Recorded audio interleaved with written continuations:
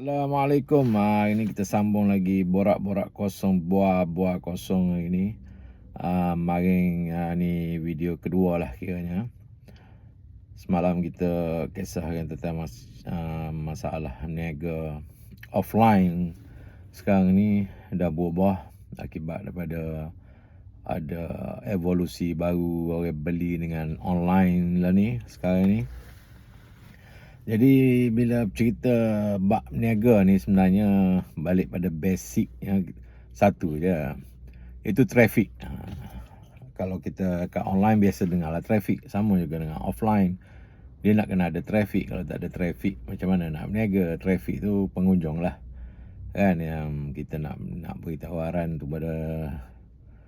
pada pembeli, mestilah kena ramai pengunjung dalam berniaga tu. Elok, okey. Tu saya selalu bergurau dengan Abang Misai dekat Facebook saya ni. Bila berniaga tu, sekarang ni zombie. Zombie bukan traffic ori lah. Ya, fake traffic. Jadi tak ada orang macam mana nak berniaga tu. Asasnya traffic lah. Jadi sekarang ni traffic dekat offline telah berhijrah kepada online. Jadi banyak traffic dekat online berpindah ke online, dan traffic offline ni dah kurang. Jadi bila berniaga ni secara offline ni, physically-nya kita biasanya tradisinya ada kedai lah kan. Ada kedai macam mana tempat tumpuan orang lah, macam dekat area pasar, pusat bandar. Jadi manusia bertumpu di situ, pelanggan bertumpu di situ, pengguna. Jadi sekarang ni dah ada satu lagi cara, itu secara online je. Kat mana-mana pun boleh membeli, kat dalam tandas pun boleh order.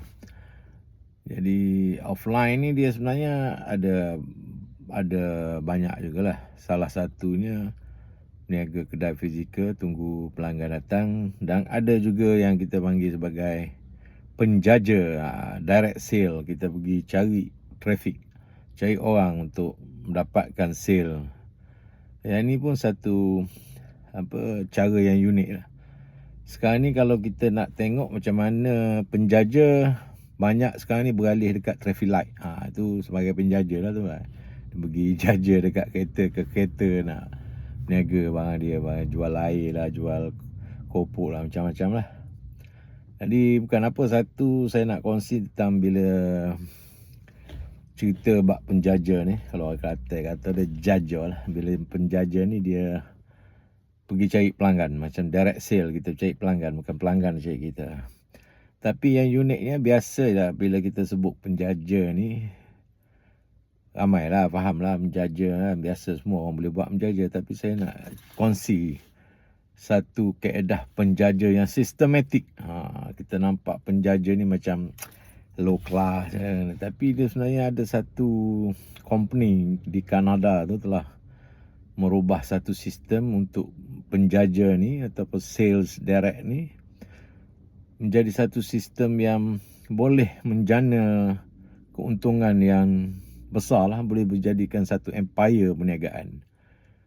Macam mana dengan meniaga barang harga RM10 je runcitnya, tapi dia satu company besar.